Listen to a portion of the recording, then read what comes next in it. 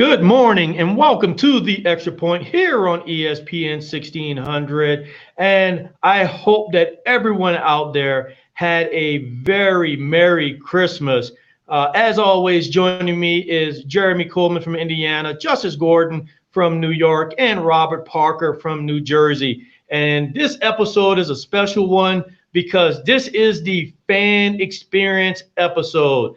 This is where we allowed fans to go ahead and provide their questions to us, anything on their mind about the NFL or the NCAA, and we will go ahead and select those questions and have a free, open conversation about those topics. So let's go ahead and get to it. The first question is from Will Donahue from Charlotte, North Carolina.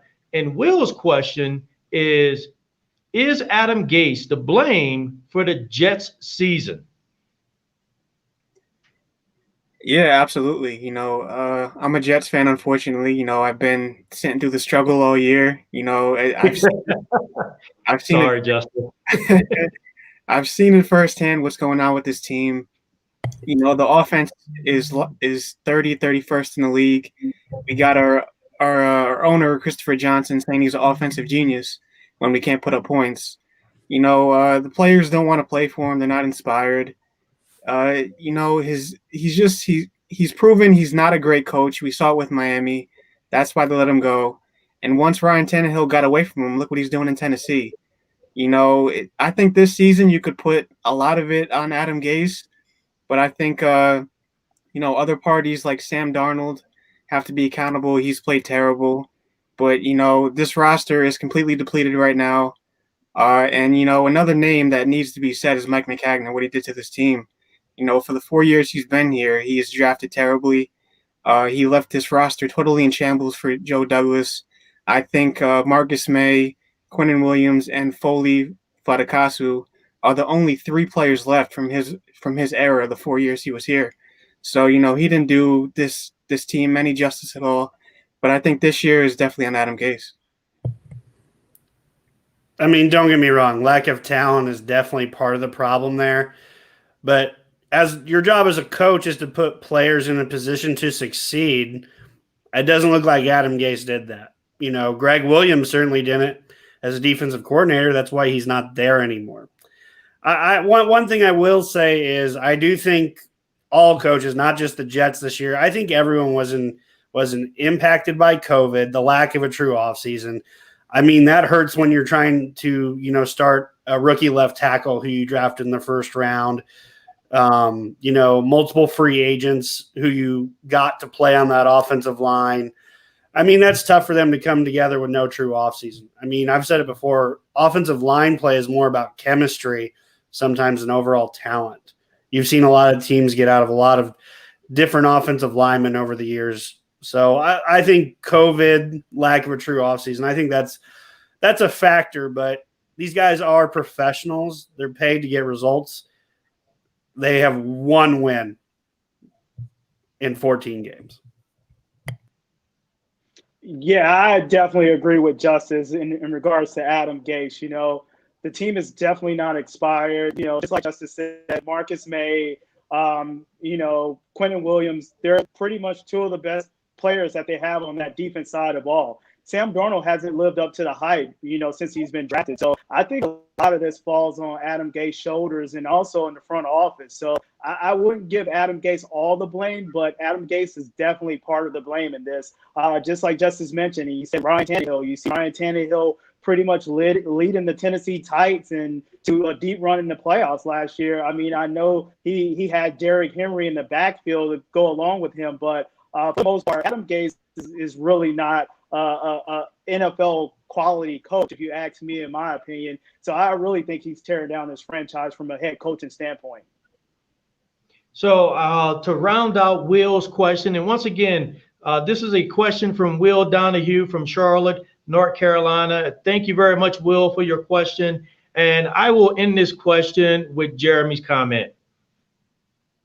It is the responsibility of the head coach to put the players and the team in a position to win. Adam Gase has not done that. Forget about talent. He has not done that. He has not remotely come close. And just like other head coaches out there, the Atlanta Falcons to the Houston Texans, he should have been on a chopping block by now. So I get it. They might chop him in the offseason. But at the end of the day, yes, Will, Gase is to blame. All right. So we have another question here. And this question is from Regina Murray from here in Colorado Springs, Colorado. And Regina's question is the Pittsburgh Steelers playoff potential basically foregone after the 3 losses that they've suffered in a row? Well, I'll tackle that one because I'm the big Steelers fan here. I wouldn't say it's gone. I wouldn't say it looks promising, though.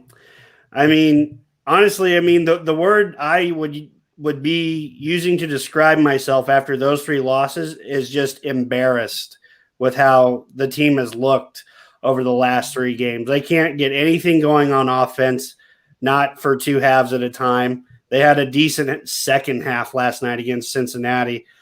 Big Ben has not played his best football. I mean, that's where this team lives and dies, has for years. If Big Ben is not playing well, that team is not going to win a game. I mean, you're getting teams that, they get the Colts this week. They get the Browns next week. They could be re-seeing those teams in 2 weeks when the playoff starts. I mean, they've got 2 playoff matchups before they even get to the playoffs. The record looked great on 11-0, but you're starting to see a lot of problems, form out of these 3 losses. Steelers have a lot to work on if they want to go deep in the playoffs. Right now, I think they look like a one-and-done team. So I guess my question here to Regina's question and to your comment, when a team that has started as hot as the Steelers did, 11-0, right out of the gate, people have all, nearly all automatically catapulted them, towards the Super Bowl. When you suffer a series of losses like this, to include the loss that they suffered against the Bengals, it tends to affect the mental part of the game for guys to go out there on the field and actually perform. Do you think this mental spiral is going to impact that locker room, the coaching staff, and this organization? I would say no to a degree. And that's only because Mike Tomlin is a veteran head coach in this league. Big Ben is a veteran quarterback, going into his 17th or 18th year. There's a lot of veteran presence in that locker room.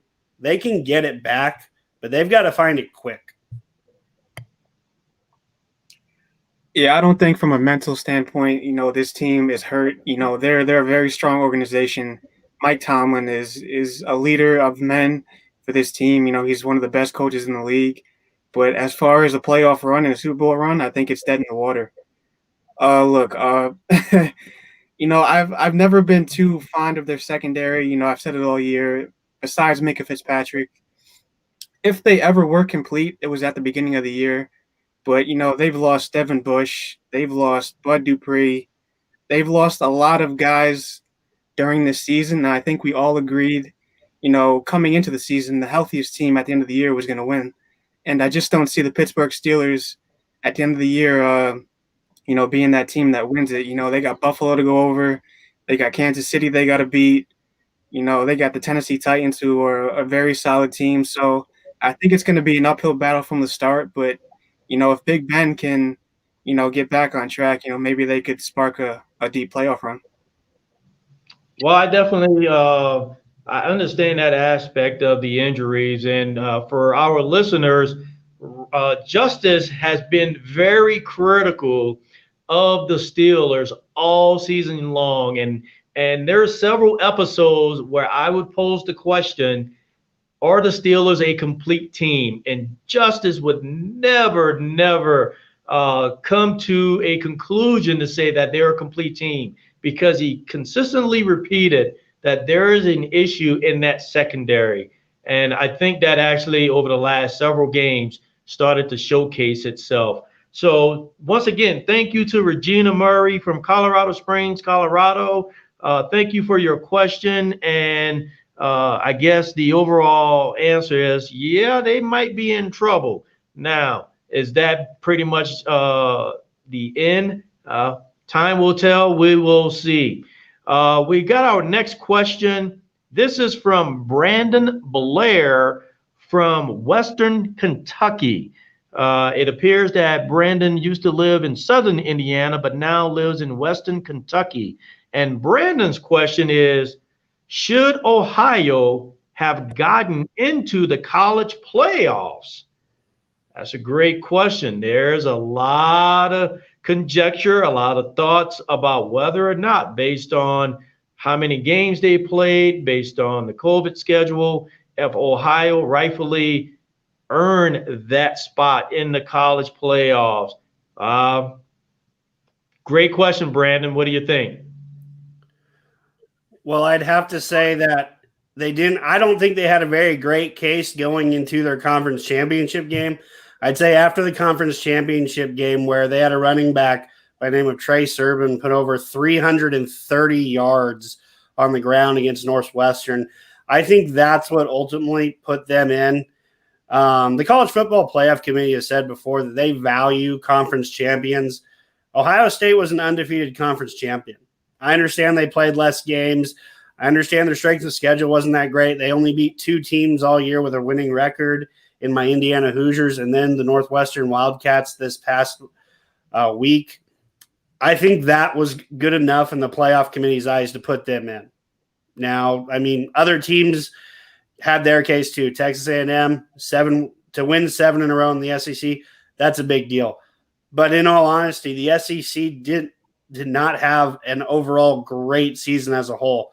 You did not get a lot of SEC teams with winning records. So while that is an accomplishment, I think the fact that Ohio State was undefeated and then not the greatest conference championship game, but persevered through adversity, I felt like that they were going to get in. Yeah, this is something that, we talked about going into the season. I know I've mentioned it on a previous podcast. We talked about, the effects of COVID going into the college football season. And, I remember saying, I could definitely see a scenario come playoff time where one team plays less games than another team, and they get in the playoffs, and then we have this conversation. And, here we are. Ohio State only played 6 games, and Texas A&M with that win over Florida has a strong case. And we're having this discussion. I think Ohio State deserves to be in. They haven't looked pretty these past few weeks. They haven't looked like the Ohio State we're used to seeing, but I think you have to take into account last game against Northwestern. Northwestern was a top 15 team, and Ohio State was down 20 plus players due to COVID. They were struggling in the first half. They weren't healthy at all. The receivers couldn't get open. It was a tough, gritty game. Justin Fields threw 2 picks. One was a miscommunication. He didn't have a great game. But, they're 6-0. They're undefeated. I think they deserve to edge out Texas A&M, but I can definitely see, why they're upset, and they definitely should have had a case for that final spot. Yeah, I'm with both of you on this one. And I stated this at the very beginning, looking at how some of the different conferences were handling COVID and the potential of teams being reintroduced into the college playoff, picture. And to Justice's point, whether or not someone rightfully will deserve to be in the championship. I do believe Texas A&M has a strong argument to make. Jeremy, right in your own backyard, I believe Indiana had a strong case to make. But I also wonder sometimes about our college football playoff picture and the folks that make the decisions. Over the last 5 to 7 years, I think there are certain teams when you look at a college playoff pitcher, no matter how well they do, you almost expect to see them there. Alabama is one. You almost expect to see them there. Clemson over the last several years has been another one. You expect to see them there. But Ohio State is another. And I think it's very hard for the committee not to see, despite COVID and the structure and the schedule, I think it's very hard for the committee not to see an Ohio in that playoff picture. I think it's very easy to make the argument that based on, even though they went undefeated, how they played Northwestern in the first half, yes, the running game took a shape of its own in the second half, and they were able to pull out the victory.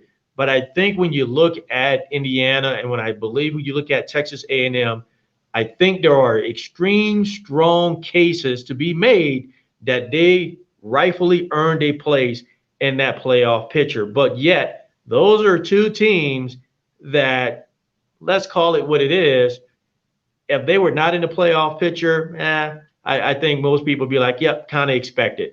If Ohio State is not in the playoff picture, that generates news. So I think this is something that the committee might take this in isolation, because 2020 has been unique in all facets of football. This might be a lesson learned in the process of truly looking at, based on COVID, based on the schedule, based on the strength of schedule of other teams, maybe they should have given some other folks another shot. So to Brandon Blair, thank you very much for your question coming out of Western Kentucky about Ohio and whether or not they should have earned a college playoff spot. Look here, Brandon, I truly believe that probably well over 60% of the nation would believe, or 70%, if not more, would believe that Ohio deserved a spot in the playoffs. But I do believe there are some other teams out there that definitely had an argument to make. But, that is it. The picture is done, and we'll see how the rest plays itself out. The next question is from Robert Allen from Colorado Springs, Colorado. And his question is quite unique, because this one has caught a lot of headlines as of late. And this one is, should the Washington team, should they keep Haskins, or should they start over at the quarterback position?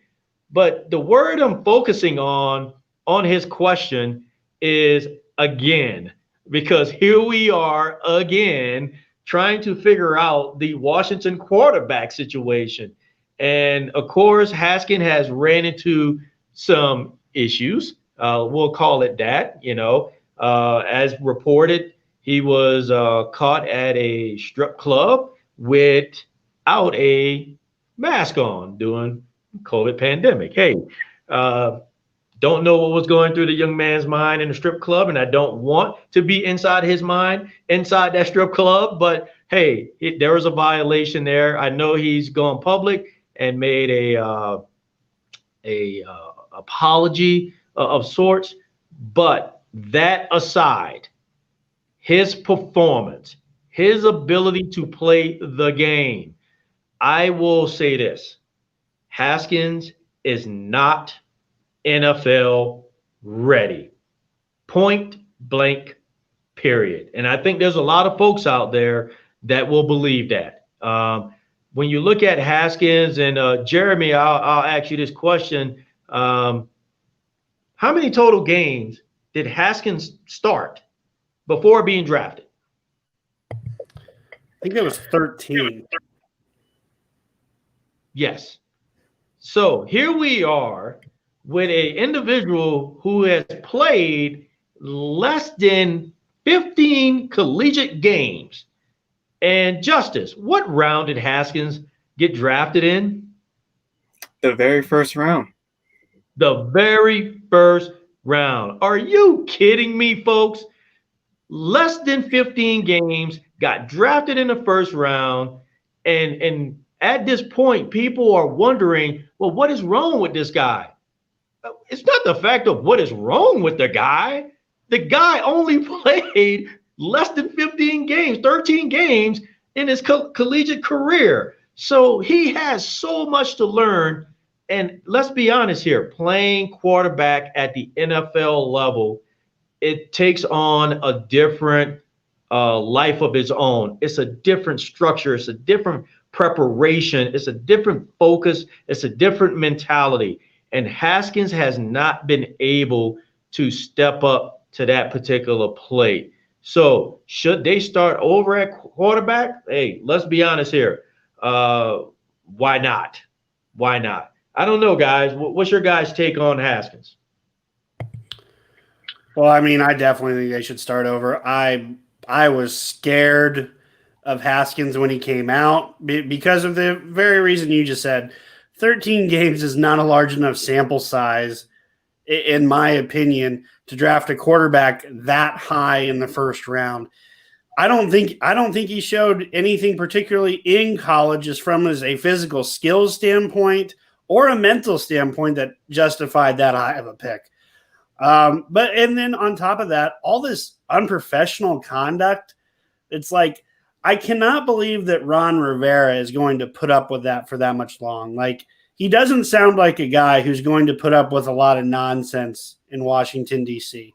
You know, when he was in Carolina, Cam Newton has a personality, but they were winning too. That's something else. That's more managing Cam's ego. We're just talking about managing a professional football player, and so far he has done nothing that would suggest he's going to be a future NFL starter down the road. This would be a perfect time to start over. I mean, Alex Smith has looked very good in limited capacity this year. I mean, honestly, I think he's a guy that could be there for at least another year or so. I mean, I believe he's still under contract. 2, I don't know where Washington's going to draft this year and where if they're going to be in a position to take another first-round passer, that might not be the route they want to take. They might want to take someone in the second round. I think there's way too many unknowns to stick with Haskins. He just has not performed at all. Yeah, I'm right there with both of you guys. I don't see him coming back next year. I think his fate was sealed the first time he was benched by Ron Rivera. Ron Rivera obviously wasn't a fan of his. Jeremy, you nailed it on the head, 13 games. We see these quarterbacks that have these one good years and then come out and they get drafted too high. We saw it with Haskins. We saw it with Trubisky. We even saw it with Cardell Jones. He had four games. That playoff run he had with Ohio State. He won. He took the Ohio State through the playoffs, and he was a second-round pick, I believe.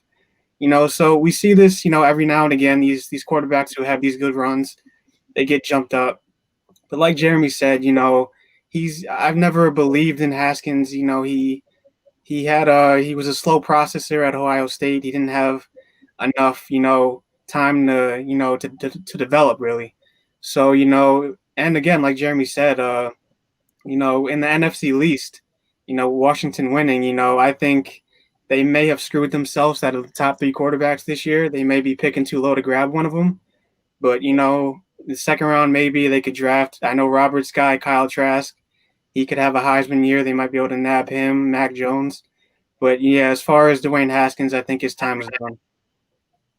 Yep, I'm definitely there with you. So to answer Robert Allen's question, yes, it's time for Haskins to go. I'm sorry. He got to go.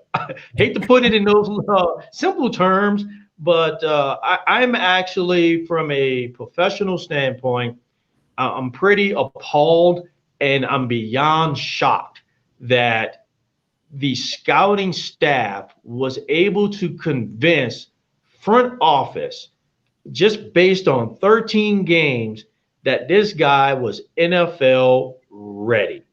I'm sorry, the game or the position of quarterback at the NFL level is just different. It's not like playing in college.